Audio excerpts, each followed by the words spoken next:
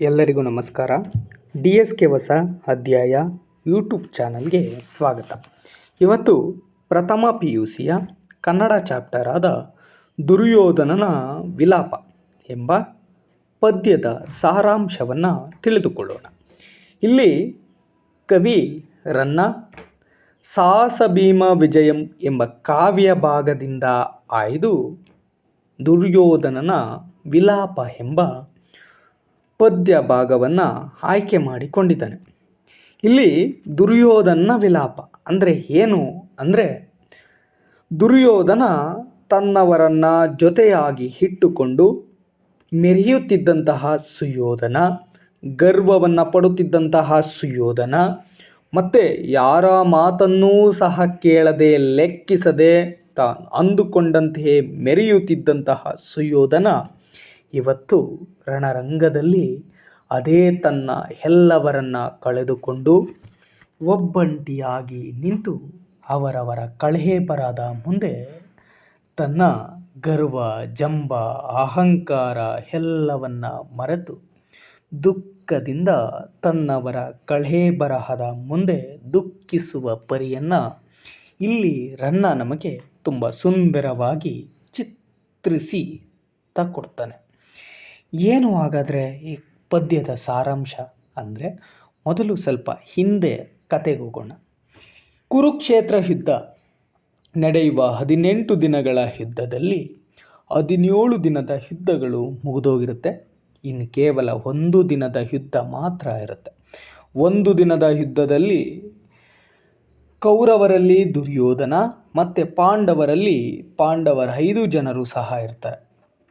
ಹೀಗಿದ್ದಂತಹ ಸಂದರ್ಭದಲ್ಲಿ ದುರ್ಯೋಧನನ ತಂದೆ ತಾಯಿಗಳಾದಂತಹ ಗಾಂಧಾರಿ ಮತ್ತು ಧೃತರಾಷ್ಟ್ರ ಮಗನನ್ನು ಕರೆದು, ನೋಡಪ್ಪ, ನಾವು ಎಲ್ಲರನ್ನ ಕಳೆದುಕೊಂಡಿದ್ದೀವಿ, ನಮಗೆ ಕೊನೆಯದಾಗಿ ಇರುವನು ಒಬ್ಬನೇ, ಅದು ನೀನೂ ಸಹ ಯುದ್ಧವನ್ನು ಮಾಡೋದು ಬೇಡ, ಹಾಗಾಗಿ ಪಾಂಡವರೊಂದಿಗೆ ಸಂಧಾನವನ್ನು ಮಾಡ್ಕೊ, ಕೊನೆಯದಾಗಿ ನೀನೊಬ್ಬನಾದರೂ ನನಗೆ ಉಳ್ಕೋತೀಯ ಅಂತ ಕೇಳ್ತಾನೆ. ಆದರೆ ಸುಯೋಧನ ಛಲವನ್ನು ಬಿಡದೆ, ಇಲ್ಲ, ನಾನು ಶವದ ಮೇಲೆ ಸಾಮ್ರಾಜ್ಯವನ್ನು ಕಟ್ಟಲಾರೆ ಅಂತ ಹೇಳಿ, ನಾನು ರಾಜ್ಯವನ್ನು ಪಡೆಯುವುದಾದರೆ ಯುದ್ಧವನ್ನು ಮಾಡಿಯೇ ಪಡಿತೀನಿ ಅಂತ ಛಲವನ್ನು ತೊಟ್ಟ ಸುಯೋಧನ ಮತ್ತೆ ಅವನ ತಂದೆ ತಾಯಿಗಳು ಅವನಿಗೆ ಒಂದು ಸಲಹೆಯನ್ನು ಕೊಡ್ತಾರೆ.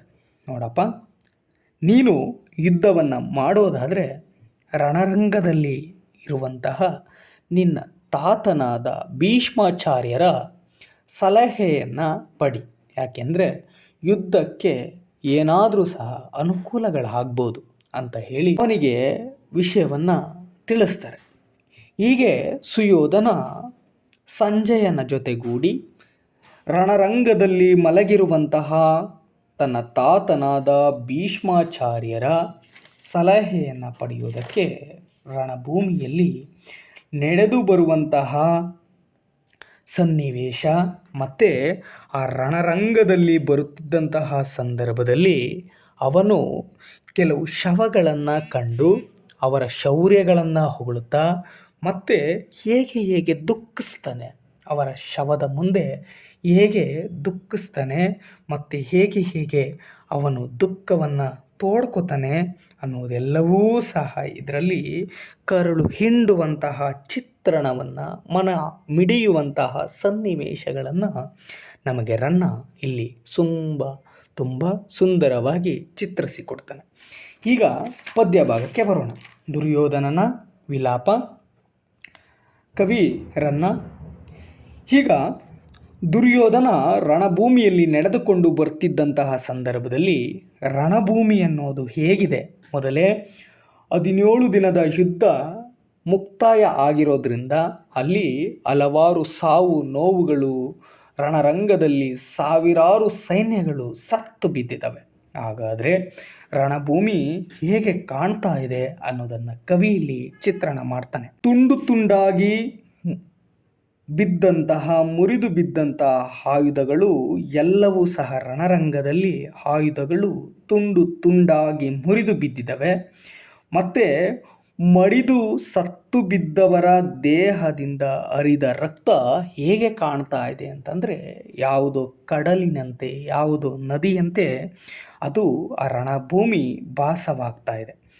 ಎಲ್ಲಿ ನೋಡಿದರೂ ಸಹ ಎಣದ ರಾಶಿಗಳು. ಇಂತಹ ರಣರಂಗದಲ್ಲಿ ಮುರಿದು ಬಿದ್ದ ಆಯುಧಗಳು ರಾಜನಾದಂತಹ ಸುಯೋಧನನ ಕಾಲಿಗೆ ಚುಚ್ಚುತ್ತಿದ್ದರೂ ಸಹ, ಅಲ್ಲಿ ಅವನ ಹೆಜ್ಜೆ ಇಡಲೂ ಸಹ ಜಾಗವಿಲ್ಲದಿದ್ದರೂ ಆ ಹೆಣದ ರಾಶಿಗಳನ್ನೇ ಮೆಟ್ಟುತ್ತಾ ದಾಟುತ್ತಾ ಸುಯೋಧನ ನಡೆಯುತ್ತಾ ಬರುತ್ತಿದ್ದಾನೆ. ಮತ್ತೆ ನಡೆದು ಬರುತ್ತಿದ್ದಂತಹ ಸಂದರ್ಭದಲ್ಲಿ ಮತ್ತೆ ಹೇಗೆ ಕಾಣ್ತಾ ಇದೆ ರಣಭೂಮಿ ಅಂದರೆ, ಬೆಟ್ಟಗಳಂತೆ ಇರುವ ಆನೆಗಳನ್ನು ಹೇರುತ್ತಾ ನದಿಯಂತೆ ಇರುವ ರಕ್ತವನ್ನು ದಾಟುತ್ತಾ ಆನೆಯ ಸೊಂಡಿಲುಗಳು ಹೇಗಿದ್ದಾವೆ ಅಂದರೆ, ಯಾವುದೋ ದಟ್ಟ ಅರಣ್ಯ ಪ್ರದೇಶದಲ್ಲಿ ಕಪ್ಪು ಬಳ್ಳಿಗಳಂತೆ ಅವನ ಕಾಲುಗಳನ್ನು ಸಿಲುಕಿಸಿ ಸುತ್ತಾಕೊಳ್ತಾ ಇದ್ರು. ಅವುಗಳನ್ನು ಲೆಕ್ಕಿಸದೆ ಸುಯೋಧನ ಸಂಜಯನ ಹೆಗಲನ್ನು ಅವಲಂಬಿಸಿ ಸಹಾಯವನ್ನು ಪಡೆದು ರಣರಂಗದಲ್ಲಿ ನಡೆದು ಬರ್ತಿದ್ದಂತಹ ಸಂದರ್ಭದಲ್ಲಿ ಈಗ ಮೊದಲನೆಯದಾಗಿ ಆರ್ಯರ ಕಳೆ ಬರಹವನ್ನು ನೋಡಿ ಅಲ್ಲಿ ದುಃಖವನ್ನು ಪಡ್ತಾನೆ. ಏನು ದುಃಖವನ್ನು ಪಡ್ತಾನೆ ಅಂದರೆ, ದ್ರೋಣಾಚಾರ್ಯರ ಮುಂದೆ ನಿಂತು, ಅವರ ಕಳೆ ಬರದ ಮುಂದೆ ನಿಂತು, ಗುರುಗಳೇ, ದ್ರೋಣಾಚಾರ್ಯರೇ, ನಿಮ್ಮ ಬಿಲ್ಲು ವಿದ್ಯೆಯ ಪರಿಣಿತಿಗೆ, ಕೌಶಲ್ಯಕ್ಕೆ, ಸಾಮರ್ಥ್ಯಕ್ಕೆ ಕೇವಲ ಅರ್ಜುನ ಅಷ್ಟೇ ಅಲ್ಲ, ಪಿನಾಕಪಾಣಿಯಾದ ಶಿವನೇ ಬಂದರೂ ಸಹ ಯುದ್ಧ ಭೂಮಿಯಲ್ಲಿ ನಿಮ್ಮನ್ನು ಗೆಲ್ಲೋದಕ್ಕೆ ಸಾಧ್ಯವಾಗೋದಿಲ್ಲ. ಆದರೆ ನಿಮಗೆ ಇಂತಹ ಮರಣ ಬಂತಲ್ಲ, ಅದು ನನ್ನ ಕರ್ಮದ ಫಲವೇ ಇರಬೇಕು. ನಿಮಗೆ ಇಂತಹ ಮರಣ ಯಾಕೆ ಪ್ರಾಪ್ತವಾಯಿತೋ ಎಂದು ತುಂಬ ದುಃಖದಿಂದ ದುರ್ಯೋಧನ ದ್ರೋಣಾಚಾರ್ಯರ ಮುಂದೆ, ಅವರ ಶವದ ಮುಂದೆ ದುಃಖಿಸ್ತಾ ಅವರಿಗೆ ಮಾತುಗಳನ್ನು ಹೇಳಿ, ಅವರ ಶವದ ಮುಂದೆ 3 ಸುತ್ತು ಪ್ರದಕ್ಷಿಣೆಯ ಹಾಕಿ ಅಲ್ಲಿಂದ ಹೊರಟು ಮುಂದೆ ಅಭಿಮನ್ಯುವಿನ ಕಳೆ ಬರದ ಮುಂದೆ ಬರ್ತಾ ಇದ್ದಾನೆ.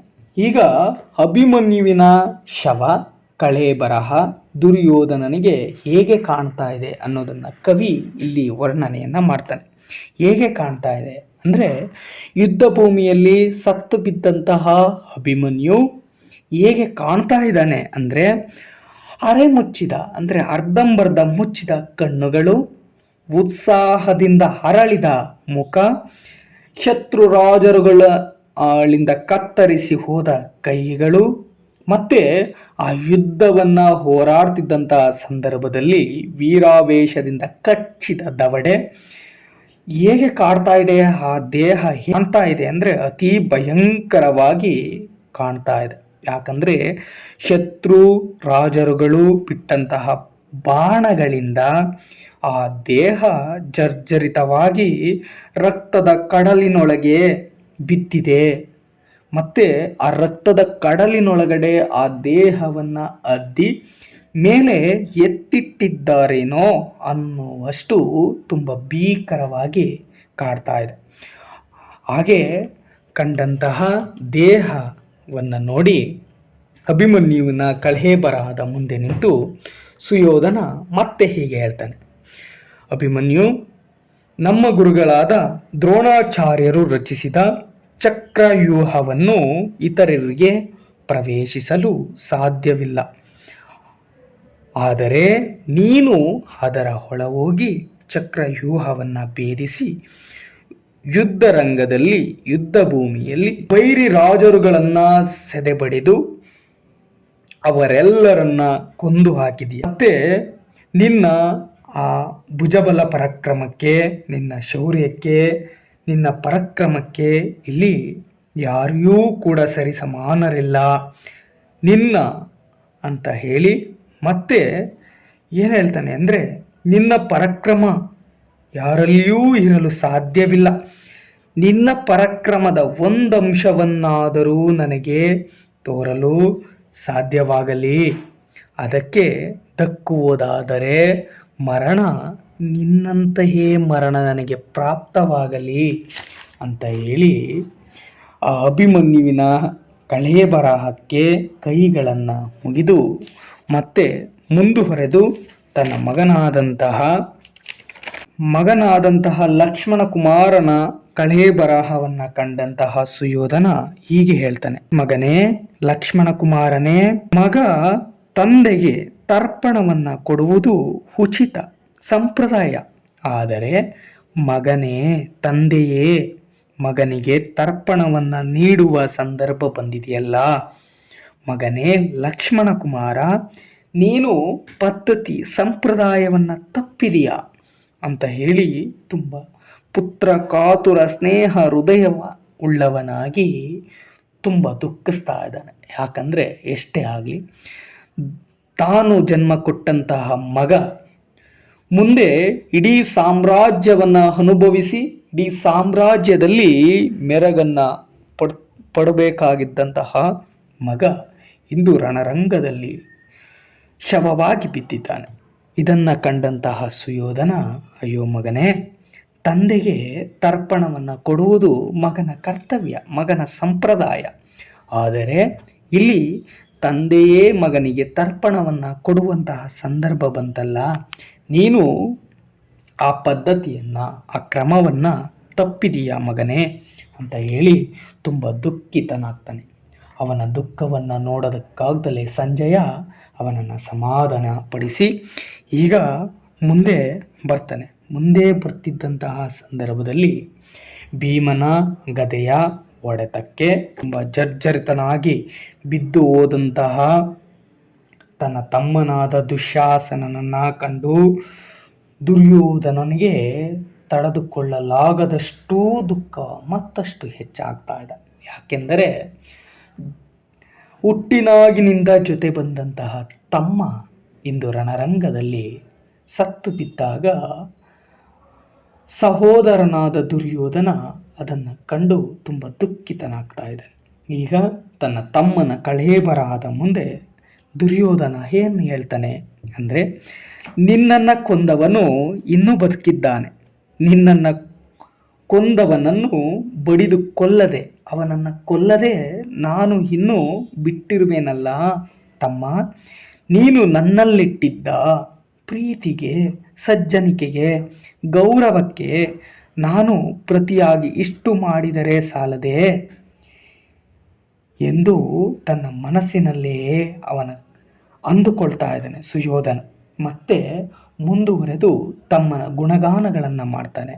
ಹೇಗೆ ತಮ್ಮ ಚಿಕ್ಕವನಿಂದ ನಡೆದುಕೊಂಡು ಬಂದ ಅಂತ ಅಂದರೆ, ತಮ್ಮ ಶಾಸನ ತಾಯಿಯ ಎದೆಹಾಲನ್ನು ಕುಡಿಯುವಲ್ಲಿ, ಯಜ್ಞದ ಸೋಮಾರಸವನ್ನು ಕುಡಿಯುವಲ್ಲಿ, ದಿವ್ಯ ಭೋಜನಗಳನ್ನು ಸ್ವೀಕರಿಸುವಲ್ಲಿ, ಉಣ್ಣುವಲ್ಲಿ ಹಿರಿಯನಾದ ನನ್ನ ಸರದಿ ನಂತರವೇ ನೀನು ಅದನ್ನು ಸ್ವೀಕರಿಸ್ತಾ ಇದ್ದೆ. ಬಾಲ್ಯದಿಂದ ಚಿಕ್ಕವನಿಂದ ಇಲ್ಲಿಯವರೆಗೂ ಯಾವುದರಲ್ಲೂ ಸಹ ನೀನು ವಿನಯವನ್ನು ತಪ್ಪಿಲ್ಲ. ಆದರೆ ಯುದ್ಧದಲ್ಲಿ, ಮರಣದಲ್ಲಿ ನನ್ನ ಸರದಿ ತಡವಾಗಿದ್ದರಿಂದ ನೀನು ಮೊದಲು ಸಾವಿಗೆ ಮೊದಲನಾದೆ ಎಂದು ತಮ್ಮನ ಗುಣಗಾನಗಳನ್ನು ಮಾಡಿ ಅಲ್ಲಿ ತುಂಬ ದುಃಖಿತನಾಗಿ ಅವನ ಕಳೆಯ ಬರಹವನ್ನು ನೋಡೋದಕ್ಕೆ ಆಗದಲೇ, ದುಶ್ಯಾಸನನ ಕಳೆಯ ಬರಹವನ್ನು ನೋಡೋದಕ್ಕೆ ಆಗದಿದ್ದಂತಹ ಸುಯೋಧನ ಮುಂದುವರೆದು ಈಗ ಮುಂದೆ ಬಂದಂತಹ ಸಂದರ್ಭದಲ್ಲಿ ಪ್ರಾಣಕ್ಕೆ ಪ್ರಾಣನಾದಂತಹ ಮಿತ್ರ ಕರ್ಣನನ್ನು ನೋಡಿ ಅವನು ಮೂಕಸ್ತಬ್ಧನಾಗಿ ನಿಂತು ಕಣ್ಣುಗಳಲ್ಲಿ ನೀರು ಧಾರಾಕಾರವಾಗಿ ಸುರಿತಾ ಇದೆ. ಅವನ ದುಃಖ ಮತ್ತಷ್ಟು ಹೆಚ್ಚಾಗಿ ಹೋಗಿದೆ. ಮತ್ತೆ ಕರ್ಣನನ್ನ ಬಳಿ ಹೋಗಿ ಅವನ ಶವವನ್ನು ಹಪ್ಪಿ ಕಣ್ಣುಗಳಲ್ಲಿ ನೀರುಗಳನ್ನು ತೋರ್ತಾ ಅವನ ದುಃಖದ ಕಟ್ಟೆ ಇನ್ನೂ ಹೊಡೆದೋಗಿದೆ. ಈಗ ಕರ್ಣನ ಕಳೆ ಬರಹದ ಮುಂದೆ ಸುಯೋಧನ ಹೇಗೆ ಹೇಳ್ತಾನೆ ಅಂದರೆ, ನಾನು ದುಶ್ಯಾಸನ, ನೀನು ಅಂದರೆ ಕರ್ಣ, ಮೂವರು ಹೇಗಿದ್ವಿ ಅಂತಂದರೆ ಸಹೋದರರ ಥರ ಇದ್ವಿ. ಇಲ್ಲಿ ತನ್ನ ತಮ್ಮ ದುಶ್ಯಾಸನನು ಸತ್ತು ಹೋಗಿದ್ದಾನೆ, ತನ್ನ ಮಗನೂ ಸತ್ತು ಹೋಗಿದ್ದಾನೆ, ತನ್ನ ಎಲ್ಲರನ್ನ ಕಳೆದುಕೊಂಡಿದ್ದೇನೆ. ಆದರೆ ಕೊನೆಯದಾಗಿ ನೀನು ಸಹ ಅವನ್ನ ತಂದುಕೊಂಡ ಕರ್ಣ, ಎಲ್ಲಿ ಹೋದೆ ಅಂಗಾಧಿಪತಿ ಕರ್ಣನೇ ಅಂತ ಹೇಳಿ ತನ್ನ ದುಃಖವನ್ನು ಹೇಳ್ತಾ ಇದ್ದಾನೆ. ಯಾಕಂದರೆ ಈ ಸಮಯದಲ್ಲಿ ಕರ್ಣ ಇದ್ದಿದ್ರೆ ಅವನಿಗೆ ಸಮಾಧಾನವನ್ನು ಮಾಡ್ತಾ ಇದ್ದ. ತನ್ನ 100 ಜನ ಸಹೋದರನ್ನ ಕಳೆದುಕೊಂಡಂತಹ ಸುಯೋಧನ ಮತ್ತೆ ತನ್ನ ಮಗನಾದಂತಹ ಲಕ್ಷ್ಮಣ ಕುಮಾರನನ್ನು ಕಳೆದುಕೊಂಡ ಸುಯೋಧನನಿಗೆ ಕರ್ಣ ಸಮಾಧಾನವನ್ನು ಮಾಡ್ತಾ ಇದ್ದ. ಆದರೆ ಪ್ರಾಣಕ್ಕೆ ಪ್ರಾಣನಾದಂತಹ ಕರ್ಣ ಇಂದು ಶವವಾಗಿ ಹೋಗಿದ್ದರಿಂದ ಎಲ್ಲಿ ಹೋದೆ ಸುಯೋಧನ ಅಂತ ಹೇಳಿ ಪ್ರಶ್ನೆಯನ್ನು ಮಾಡ್ತಾ ಇದ್ದಾನೆ. ಈಗ ಪ್ರಶ್ನೆಯನ್ನು ಮಾಡಿ ಮತ್ತೆ ಮುಂದುವರೆದು ಏನನ್ನ ಹೇಳ್ತಾನೆ ಅಂತಂದರೆ, ಶವದ ಮುಂದೆ ನಿಂತು ಕರ್ಣ, ಮಿತ್ರನೇ, ಅಂಗಾಧಿಪತಿಯೇ, ನಿನ್ನ ಗೆಳೆಯ ಸುಯೋಧನ ಬಂದಿದ್ದೀನಿ. ನೋಡದೆ, ಮಾತನಾಡದೆ, ಬಿಗಿದು ಹಪ್ಪಿಕೊಳ್ಳದೆ, ಜಿಯ, ಒಡೆಯ, ದೇವನೇ, ಇಲ್ಲಿ ಬರಲು ಅಪ್ಪಣೆ ಏನು, ಅಪ್ಪಣೆ ಕೊಡು ಅಂತ ಕೇಳದೆ ನೀನು ಮೌನವಾಗಿದ್ದೀಯಾ? ಯಾಕೆ ಉಸಿರನ್ನು ಮಾತಾಡ್ತಾ ಇಲ್ಲ? ಮಾತಾಡು ಕರ್ಣನೇ, ಮಾತಾಡು ಮಿತ್ರ ಅಂತ ಹೇಳಿ ಅವನ ಶವವನ್ನು ಜೋರಾಗಿ ಎದೆಗೆ ಹಪ್ಪಿ ತನ್ನ ದುಃಖದ ಮಾತುಗಳನ್ನು ಕರ್ಣನ ಕಳೇಬರಾದ ಮುಂದೆ ಸುಯೋಧನ ಹೇಳ್ತಾ ಇದ್ದಾನೆ. ಮತ್ತೆ ಕರ್ಣ, ನೀನಿರುವ ಪ್ರದೇಶಗಳಲ್ಲಿ ಸುಳ್ಳು, ಮೋಸ, ಭಯ ಇರಲು ಸಾಧ್ಯವಿಲ್ಲ.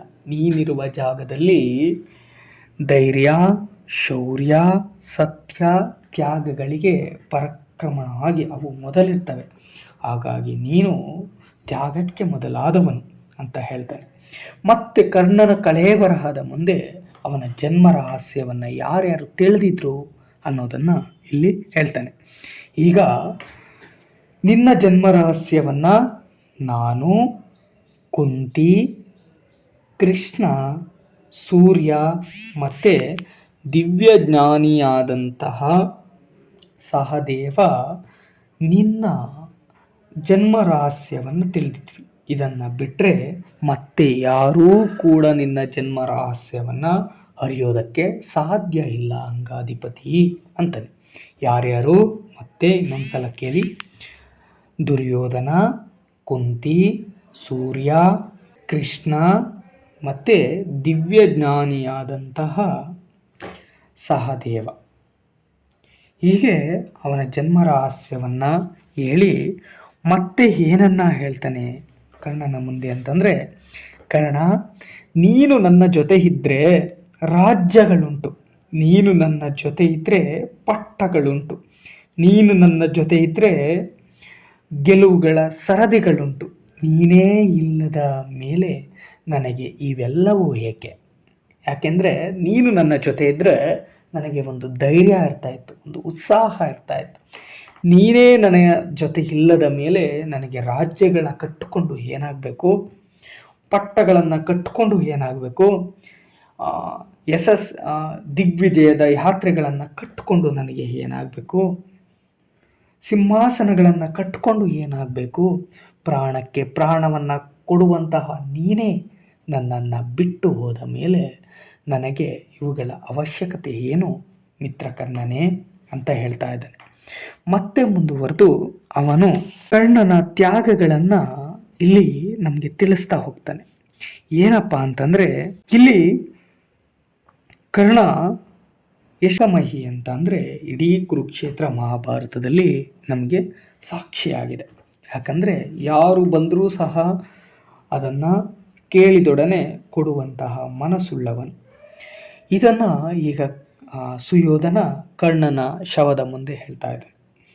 ಇಂದ್ರನು ಬಂದು ಬೇಡಿದಾಕ್ಷಣ ನಿನ್ನ ಕರ್ಣಕುಂಡಲಗಳನ್ನು, ರಕ್ಷಣ ಕವಚಗಳನ್ನು ಒಂದು ಮಾತು ಯೋಚಿಸದೆ ಕೊಟ್ಟೆ. ಮತ್ತು ನಿನ್ನ ತಾಯಿಯಾದಂತಹ ಕುಂತಿ ಬಂದು ಬೇಡಿದಾಕ್ಷಣ ನೀನು ಒಂದು ನಿಮಿಷವೂ ಕೂಡ ನಿನ್ನ ಬಗ್ಗೆ ಯೋಚಿಸದೆ ಆಕೆ ಕೇಳಿದ ದಿವ್ಯಾಸ್ತ್ರಗಳನ್ನು ಕಸಿದುಕೊಟ್ಟೆ. ನಿನ್ನಂತಹ ಪರಾಕ್ರಮಕ್ಕೆ, ನಿನ್ನಂತಹ ತ್ಯಾಗಮಯಿಗೆ ಅನಾದಂತಹ ದೊರೆಗಳು ಇದಾರೆಯೇ ಮಿತ್ರಕರ್ಣ ಅಂತ ಹೇಳಿ ಅವನ ಸಾರ್ಥಕತೆಯನ್ನು ಇಲ್ಲಿ ಹೊಗಳ್ತಾ ಮತ್ತೆ ಕರ್ಣನ ಗುಣಗಾನಗಳನ್ನು ಹೊಗಳ್ತಾ ಸುಯೋಧನ ಅವನ ಶೋಕದಿಂದ ದುಃಖದಿಂದ ಅಲ್ಲಿಂದ ಮುಂದುವರೆದು ಕರ್ಣನನ್ನು ಕೊಂದಂತಹ ಅರ್ಜುನನ ಮೇಲೆ ಸಿಟ್ಟನ್ನು ವಿಪರೀತವಾಗಿ ಮಾಡಿಕೊಂಡು ಮುಂದೆ ನಡೆಯುತ್ತಾ ತಾನು ಬಂದಿದ್ದಂತಹ ತನ್ನನಾದ ಭೀಷ್ಮಾಚಾರ್ಯರ ಆಶೀರ್ವಾದಗಳನ್ನು ಪಡೆಯೋದಕ್ಕೆ ಬಂದಂತಹ ಸುಯೋಧನ ಈಗ ರಣಭೂಮಿಯಲ್ಲಿ ಮಲಗಿದ್ದಂತಹ ತನ್ನ ತಾತನಾದ ಭೀಷ್ಮಾಚಾರ್ಯರ ಪಾದಗಳಲ್ಲಿ ನಮಸ್ಕರಿಸಿ ಈಗ ಅವರ ಆಶೀರ್ವಾದವನ್ನು ಪಡೆಯೋದಕ್ಕೆ ಬರ್ತಾ ಇದ್ದಾನೆ. ಇಷ್ಟು ಪ್ರಥಮ PUCಯ ಕನ್ನಡ ಚಾಪ್ಟರ್ ಆದ ದುರ್ಯೋಧನ ವಿಲಾಪ ಎಂಬ ಸುಂದರ ಪದ್ಯದ ಸಾರಾಂಶ.